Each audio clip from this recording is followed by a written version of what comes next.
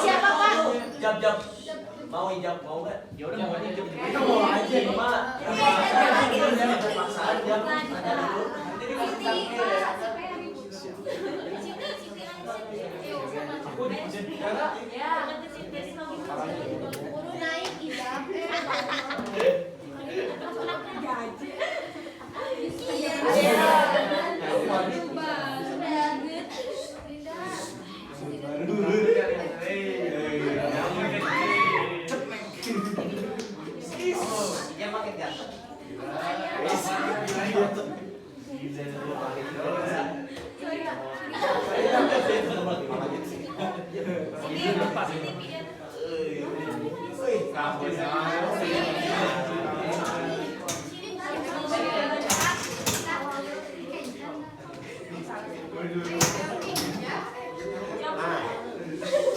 Prosedur tindakan sebelum melakukan tindakan selalu dimulai dari fase interaksi, orientasi sampai dengan fase kerja.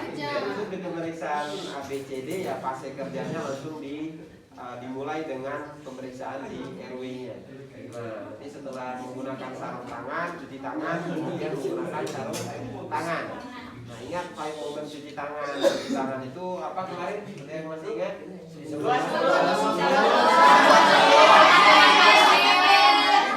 Jadi. Cuci tangan.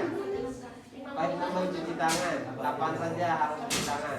Sebelum kontak dengan pasien. Sebelum kontak dengan pasien. Ini kita mau kontak dengan pasien, jadi sebelumnya harus Cairan. Sebelum terkena cairan.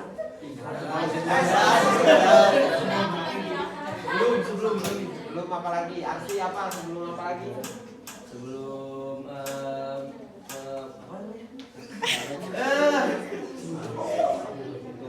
Melakukan tindakan sebelum melakukan tindakan aseptik. Ini kita mau ketemu pasien ini, pasti ada kemungkinan kita mau melakukan tindakan. Karena tadi ingat 3 dari itu pengkajian ketemu masalah harus langsung melakukan tindakan. Nah, maka harus sudah siap dengan sarung tangan.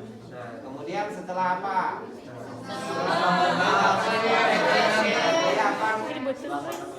Setelah kontak dengan pasien, nanti di akhir pada saat sudah selesai semua tindakan, maka diakhiri pada saat nanti di fase terminasi, jangan lupa lakukan lagi cuci tangan, dibuka kemudian cuci tangan. Kemudian setelah apa lagi? Kalau nanti pada saat tindakan kamu kontak dengan kulit pasien atau terkena cairan tubuh pasien, maka harus cuci tangan. Nanti cuci tangan keduanya, nanti setelah disinfection cuci tangan lagi menggunakan air mengalir. Jadi di pasien menggunakan alkohol, tetapi setelah kembali ke pasien maka cuci tangan lagi ulang menggunakan air mengalir. Yang terakhir apa? Setelah keluar dari ruangan pasien maka harus cuci tangan lagi. Cuci tangan harus sering dilakukan. Jadi ingat-ingat itu. Nah, udah cuci tangan pakai sarung tangan, kemudian setelah itu, nah baru nanti di fase kerja langsung mulai ke A. Nah di A ingat. Itu yang di bawah. Nah di A itu ingat apa yang kita periksa tadi, identifikasi ada tidak sumbatan jalan kalau ada gargling maka harus langsung siapkan alat suction, kemudian langsung dilakukan suction. Istilahnya ini ya, anggaplah misalnya ini selang suction, maka langsung melakukan tindakan suction. Nah, sudah belajar tentang suction kan? Sudah. Berapa lama tindakan suction pada tidak boleh lebih dari itu. Ingat ya, tidak boleh lebih dari 15 detik. Nah, coba nanti dilihat atau ada yang terbalik 10 detik bisa dicek ya di update saja berapa lama tindakan suction pada dewasa. Jadi mungkin bisa dicek di buku SOP PPNI yang baru, lihat di situ update terbaru ada di situ di buku SOP PPNI, lihat suction di situ berapa detik pemberian tindakan suction. Jadi 15 detik itu kemudian ada beberapa, ya balik lagi sih ke konsepnya. Jadi ada yang pas masukin selang suction itu, jadi ketika selangnya sudah masuk, ada yang digoyang-goyangin, diputar-putar. Tetapi ada beberapa referensi yang mengatakan itu tidak boleh dilakukan. Jadi kalau masukin selang suction, lurus aja. Udah, di situ setelah 15 detik di situ atau misalnya belum nyampe 15 detik, kalau dirasa sudah cairan di tempat itu sudah hilang, udah angkat, kemudian pindahkan ke tempat yang lainnya. Kalau pasiennya menggunakan OPA, maka kita bisa masukkan ke tengah OPA-nya, kemudian setelah itu ke sisi kiri dan sisi kanan. Itu harus dilakukan suction. Nah, sisi kiri dan sisi kanan dari OPA-nya. Nah, jadi jangan digoyang-goyangkan. Nah, tapi balik lagi, ada sumber yang mengatakan seperti itu, ada juga yang mengatakan boleh, tetapi umumnya itu baiknya jangan digoyang-goyang. Jadi turun aja searah, kemudian setelah itu habis angkat, ya kalau masih ada turunkan lagi di situ. Kemudian perhatikan kalau pasiennya terpasang oksigen, maka selama suction yang diperhatikan adalah saturasi oksigen. Terutama kalau teman-teman nanti di ICU. Di ICU itu pasiennya terpasang ventilator, dan tindakan suction itu tindakan yang rutin dilakukan. Nah, karena pasiennya terpasang ventilator, maka monitor saturasi oksigen ada di monitornya. Di monitor itu akan terlihat saturasi oksigen. Jadi perhatikan angka yang ada di situ. Jadi jangan keasikan suction, masukin selang suction, nah, saturasi udah ngedrop terus ada di pasiennya. Nah, jadi perhatikan. Kemudian biasanya pasien-pasiennya ada yang menggunakan oksigennya jenisnya sungguh. Maka kalau dia pakainya yang sungguh, entah itu NRM atau RM ataupun yang simple mask, tapi umumnya kalau pasien-pasien kritis kalau di ICU itu rata-rata NRM atau RM. Jarang pasien ICU yang pakai simple mask. Mungkin itu yang sudah sadar, yang sudah siap untuk pindah ke ruangan. Tapi kalau masih dalam perawatan di ICU biasanya menggunakan NRM atau RM. Maka ketika kita memberikan oksigen, nah jadi si sungkupnya kita naikkan ke atas, jangan nutupin matanya, nah apalagi mencetin matanya, naikkan ke atas. Kemudian sebelum oksigen itu dinaikkan, pastikan saturasinya aman dulu. Jadi kapan kita mulai melakukan suction? Tadi perhatikan saturasi. Saturasinya 95 ke atas, udah sungkupnya dinaikkan, kemudian selang suctionnya dimasukkan. Kemudian perhatikan saturasinya, kemudian waktunya. Jadi tidak hanya asik merhatiin saturasi, nih selangnya nggak diangkat-angkat terus aja di situ. Karena selang ini dia tidak hanya akan menyedot cairan, tetapi juga bisa menyedot oksigen. Sehingga ketika kita masukkan, kita harus memperhatikan saturasi oksigen. Jadi ketika masukkan, perhatikan saturasi yang ada di monitor. Kalau ini sudah 15 detik, sudah angkat, pindah ke tempat yang lain. Kalau saturasinya masih aman. Tapi kalau saturasinya tiba-tiba sudah di bawah 90, maka bisa dipakaikan lagi sungkupnya, pasiennya dikasih oksigen dulu, kemudian kita berhenti dulu suction. Nanti dia naik lagi 95 ke atas, baru lakukan lagi suction kalau memang masih ada cairan. Jadi terus seperti itu. Jadi memulai suction itu ketika saturasi oksigennya aman, baru memulai pemberian oksigen. Nah, itu kalau ada bunyi tadi, bunyi gargling, maka yang kita identifikasi adalah suaranya. Nanti ketika ujian akan disampaikan bunyinya terdengar suara apa, ya kamu tinggal menentukan mau melakukan apa. Nah, jadi hati-hati nanti kalau di ujian, jangan sampai dikasih tahu ada suara gargling. Oh, pasang opa apa. Nah, pemasangan opa itu dilakukan kalau ada bunyi stridor. Nah, untuk apa? Untuk stridor snoring, bunyi ngorok, itu dilakukan pemasangan opa yang snoring ya. Nah, jadi pemasangan opa nanti pemasangannya kita belajar di pertemuan selanjutnya. Nah, jadi lakukan pemasangan opak untuk mencegah supaya lidahnya tidak jatuh ke belakang. Karena kalau lidahnya jatuh ke belakang, itu yang bisa menyebabkan pasiennya gagal napas sampai bisa meninggal. Maka hati-hati kalau ada yang tidurnya ngorok. Nah, kalau ada temannya yang tidurnya ngorok, diingatkan supaya kalau tidur posisinya diri, jangan praktek karakter diri.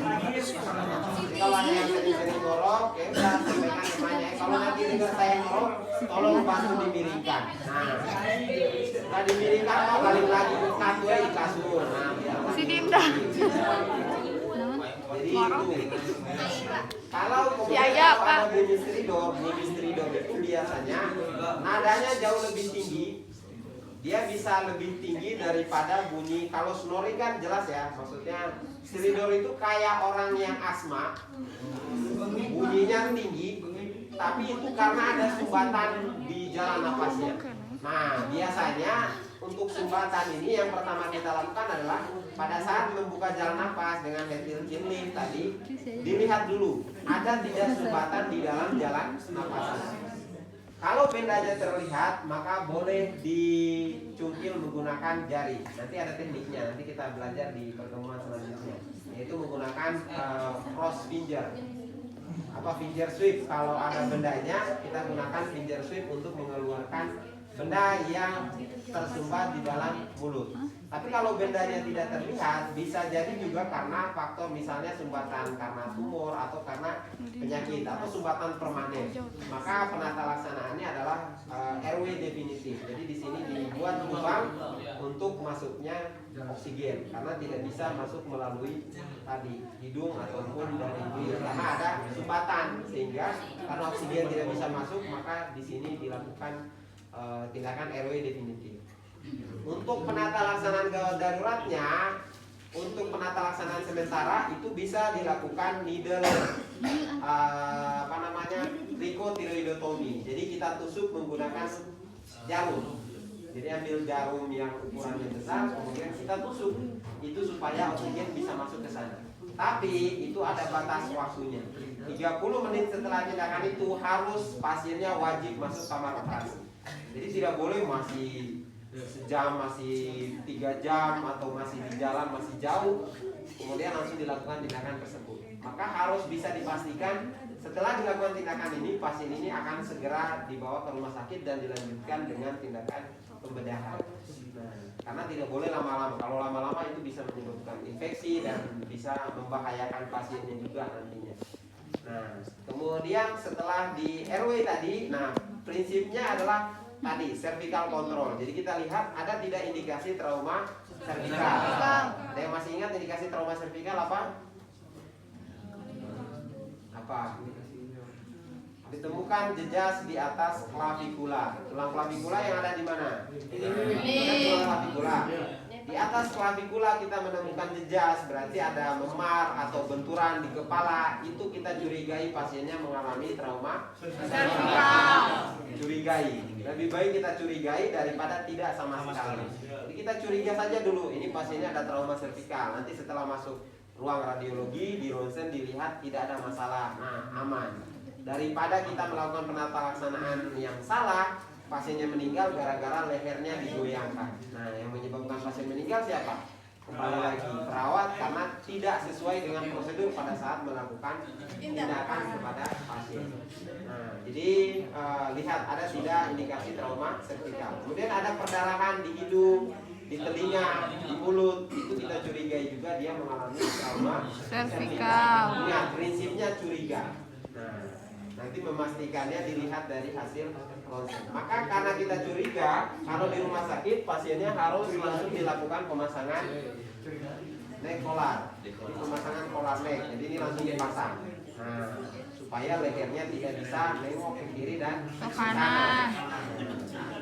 Kalau mau nengok badannya harus ikut. Nah, jadi kalau pasiennya mau nengok itu nggak bisa lehernya doang. Jadi kalau mau nengok badannya juga harus ikut gerak karena tidak bisa menengok nanti. Ini nanti ada materi khusus juga untuk membahas tentang ini. Nanti akan dibahas bersama dengan Pak Roji dan nanti akan diujiankan juga. Jadi semua materi gadar harus siap untuk diujiankan. Di semua materinya nanti akan diujiankan. Jadi teman-teman siap-siap saja untuk ujian dada. Nah, jadi kalau ada masalah tadi, kalau head lift chin lift, ingat ya, ini adalah head lift chin lift. Nah, yang kita butuhkan adalah ini cepat tidur dan ulang lagi. Ketika posisi tidur seperti ini, saluran napas di sini ini terbukanya tapi sedikit. Maka kita lakukan head lift dan chin lift supaya di leher sini saluran napasnya itu terbuka. Kita lakukan head lift dan chin lift untuk membuka. Nah, jadi kamu ini melihat tadi ada tidak sumbatan di dalam jalan napas. Apakah karena stridor, karena lidah, atau karena tidak asing, atau karena ada cairan. Nah, kita identifikasi lihat ada tidak sumbatan. Ini adalah head lift dan chin lift. Kalau jauh teras, perawatnya wajib ada di bagian belakang. Nah, jadi tidak boleh jauh teras dari samping gini nih. Nah, ini udah fatal. Kalau jauh teras dari samping, maka nilainya langsung 75.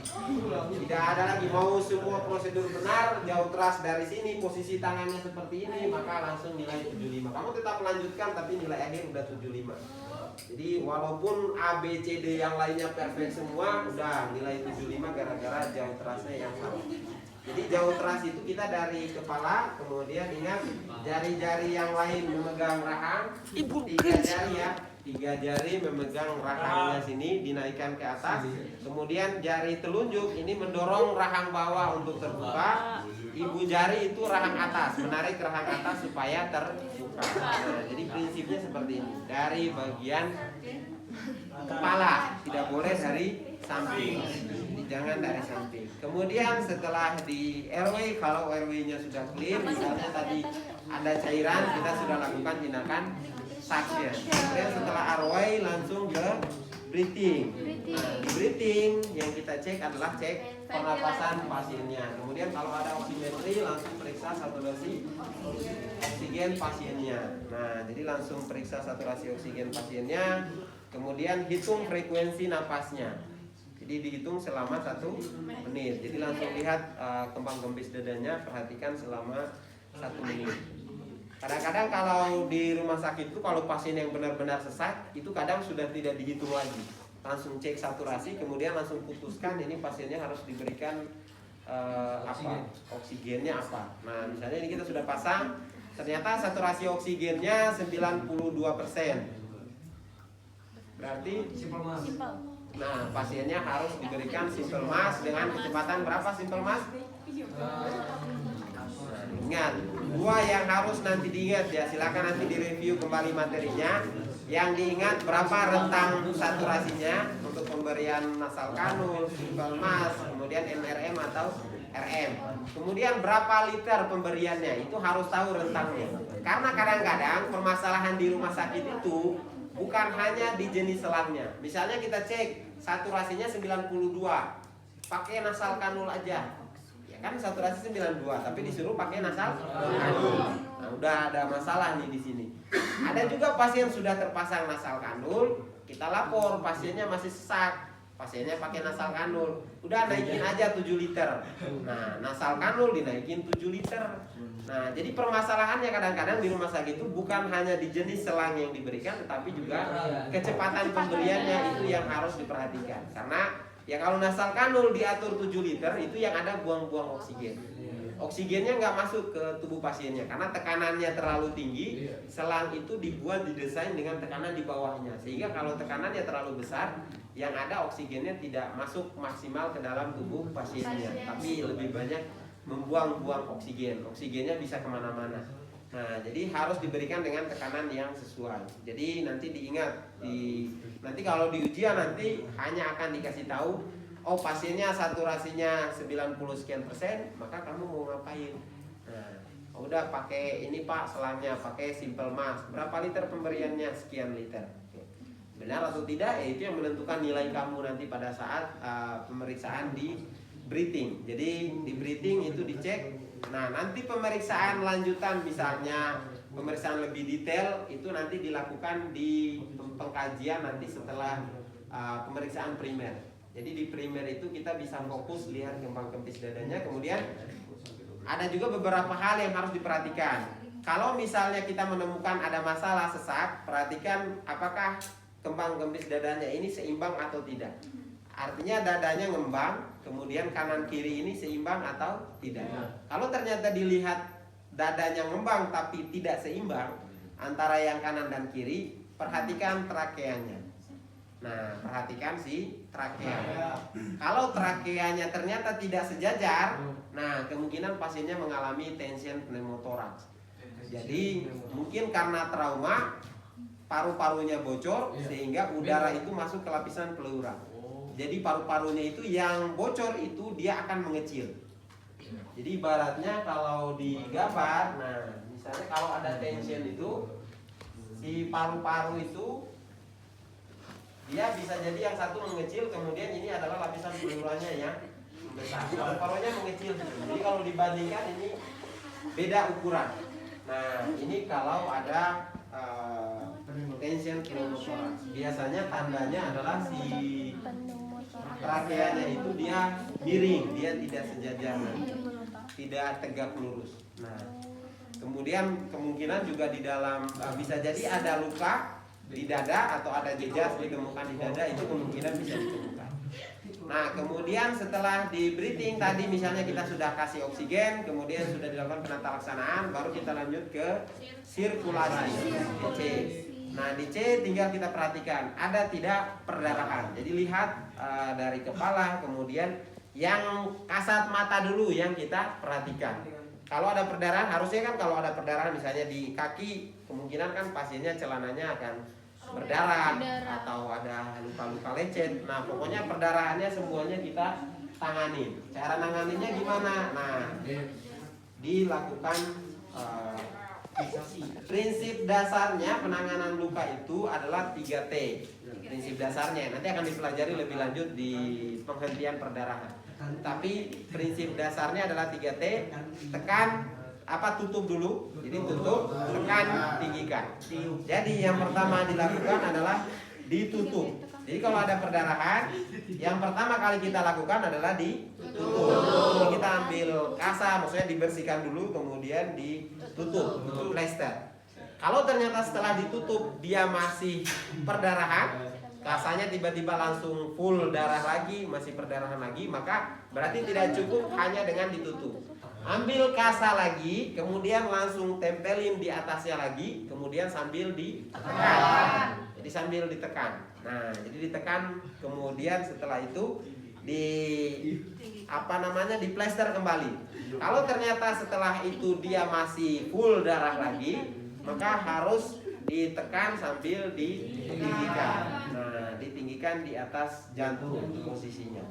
Jadi sambil ditekan, ditinggikan. Nah, jadi ambil lagi kasa, tempelin lagi, kemudian tekan lagi sambil ditinggikan. Itu prinsipnya untuk menghentikan perdarahan. Jadi kalau misalnya ditutup, darahnya sudah berhenti, perlu ditinggikan? Nah, jadi tidak perlu ditinggikan. Jadi kalau ditutup sudah berhenti, ya udah cukup. Nggak perlu, pokoknya mah ada perdarahan, tutup, tekan, tinggikan. Nah, ada perdarahan, tutup, tekan, tinggikan. Nah, jadi tidak seperti itu. Jadi kalau ada perdarahan ya tutup dulu. Tutup dulu. Kalau ditutup sudah selesai, ya udah langsung diplester, udah tutup. Tidak ada masalah, langsung dipindah ke langkah yang selanjutnya. Kemudian kalau misalnya ditutup ternyata dia masih berdarah, baru ditekan. Tekan dulu. Ditekan dulu, jangan langsung ditinggikan. Nah, kalau ditekan sudah berhenti perdarahannya, udah langsung pindah ke tahapan selanjutnya. Kemudian jangan lupa cek sirkulasi, itu adalah cek nadi. Jadi ingat tadi, karena kita mau lihat ada tidak tanda-tanda shock. Jadi kita cek nadi. Nah, kemudian dihitung selama 1 menit. Kalau nadinya cepat dan lemah, kemudian diraba akralnya diraba dingin, tangan dan kakinya teraba dingin, apalagi didukung dengan tanda-tanda pasiennya bibirnya sudah pucat, sudah sianosis, maka kemungkinan pasiennya mengalami shock. Maka harus segera dilakukan pemasangan infus. Jadi langsung lakukan pemasangan infus. Jadi langsung pasang infus ke pasiennya, kemudian berikan sesuai dengan kebutuhan pasiennya. Nanti ada materinya di kritis kalau nggak salah, nanti dipelajari lebih lanjut terkait dengan penata laksanaan shock. Nanti di keperawatan kritis kita bahas lebih dalam lagi terkait dengan shock. Nah, jadi seperti itu. Jadi dikasih cairan, kemudian dilakukan pemasangan infus. Nah, kemudian setelah disirkulasi, tadi sirkulasi itu kontrol perdarahan. Jadi kalau ada perdarahan tadi langsung dilakukan penata laksanaan. Kalau misalnya ada fraktur, nah misalnya ditemukan ada perdarahan, kemudian ada fraktur. Ternyata di kakinya di sini ada perdarahan, kemudian di sini juga ada fraktur. Maka yang pertama dilakukan adalah sama, tetap hentikan perdarahannya dulu. Jadi hentikan dulu perdarahannya. Setelah perdarahannya dihentikan, baru pasiennya dilakukan pemasangan bidan. Jadi pemasangan bidan itu dilakukan setelah dihentikan perdarahannya. Kalau masih ada perdarahan, jangan dilakukan langsung pemasangan bidan, karena nanti bidan